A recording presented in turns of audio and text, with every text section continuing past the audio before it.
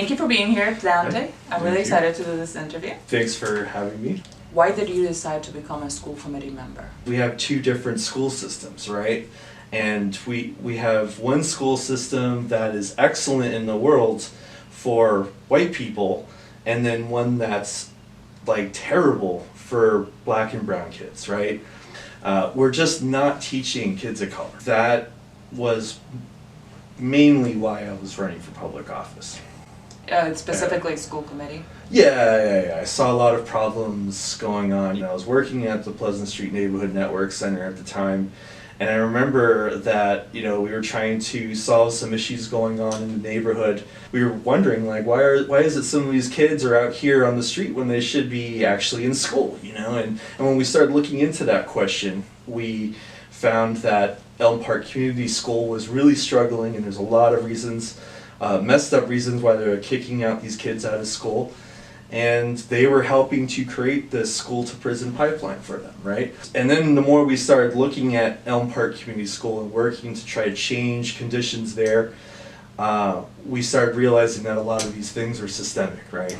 Just thinking back to the kind of school to prison pipeline, how many Worcester public schools do you think are kind of part of that pipeline, intentionally or not? That's a good question, and I think maybe I should look more closely at that. Maybe I can even ask that in an order on school committee. I'm not exactly sure the answer to that. What I will say is that there's a good portion of our city schools are really failing our kids right now. And if you're failing our kids, that's a role in the whole school to prison pipeline. And I know part of it's a funding issue, but another part of it is just not an excuse. What are the most kind of ways we're failing our kids? Like, what do you think the biggest challenges and problems are? Well, and I'm glad you asked that question. The list goes on and on. Like, for the schools that serve predominantly kids of color, they're not getting much funding, they're run down, there's no access to technology, no after school and out of school programs, like not too many extracurricular programming. I mean, if you were to really ask, or just inquire with the superintendent, right, well, what is going right? Like, there's actually not too much that she can point to, right? She can point to washers. Right. You seem very passionate about this. Obviously, you went in with the intention of advocating, for black and brown students. So why are you choosing now? You've only been there with the committee for 2 years. Why are you moving now? It is frustrating. That certainly wasn't the timeline I was aiming for. What happened was I was filing orders and trying to work on the things that I said I would do on the campaign trail. And, time and time again, I started realizing that even though we're passing these orders, they're not actually getting implemented, right? And in fact, I wasn't even getting any report backs from my items, right? The way school committee works, right? You submit an agenda item, usually you're asking a question, usually you're requesting data, right? And then you take that data, you find out what's working and what isn't working, and you make adjustments, right? And you make suggestions. There's a whole process to how these things work, or it's supposed to work.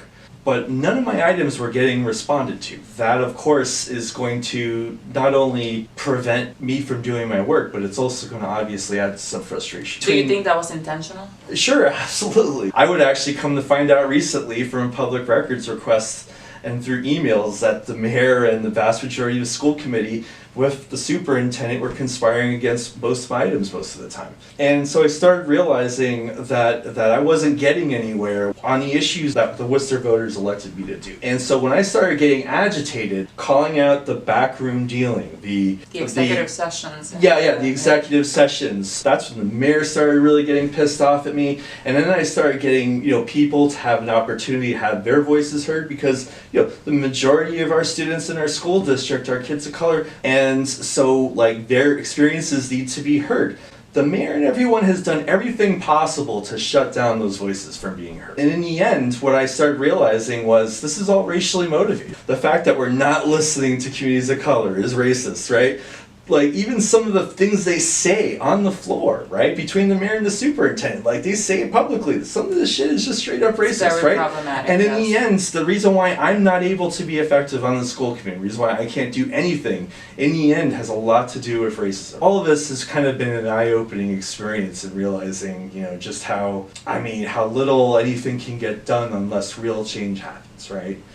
And unless like, Worcesterites actually like really start getting involved and really start holding us elected officials accountable. I wanna serve in those kind of conditions. So I can totally see why you were elected. You're one of the very few progressive, truly progressive voices.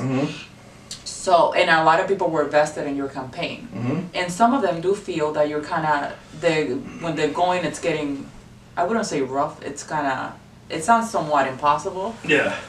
But that you're kind of bailing out. What would you say to those people? Well, what I would say is that the only way I'm going to be able to govern is if folks are right there at my side doing this with me, right? Like, nobody can govern without the involvement of communities. It's one thing for me to bring up agenda items and be there, but I'm one person, like, and the only person we're going to get things through the school committee is if, you know, people show up, right? They advocate, they make their voices heard. And secondly, I would say that I've been realizing that I am more effective behind the scenes. What I was hoping to try to do when I got elected was to see how can community organizing work in governing. And in some ways you can take organizing principles and make government work, but then there's limitations to it, right? You can't be an organizer and an elected official. Unfortunately, I found that out the hard way, and I'd prefer to do that than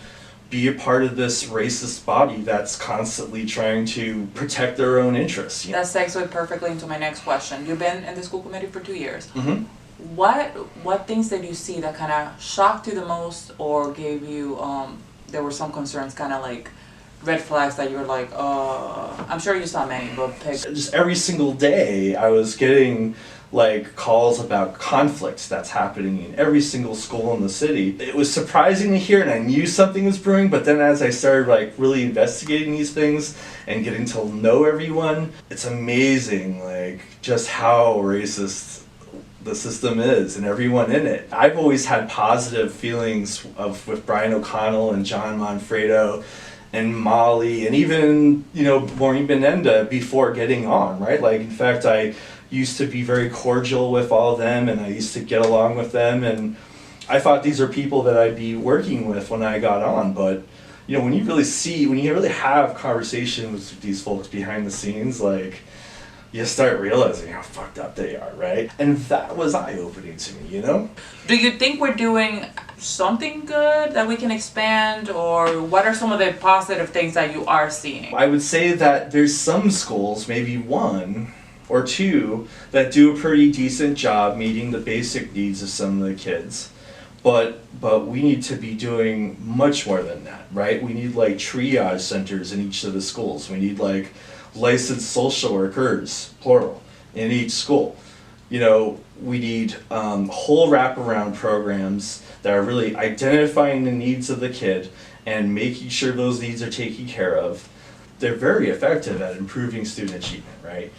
And so that's something we can like seriously build on. Do you have any kind of advice for the new crop of people if they are elected?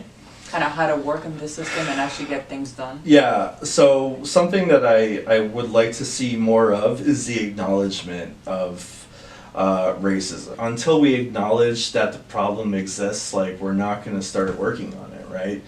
And so we've got a long, long way to go before we start making a school system that's actually accessible to everyone. And we need to start working on that now.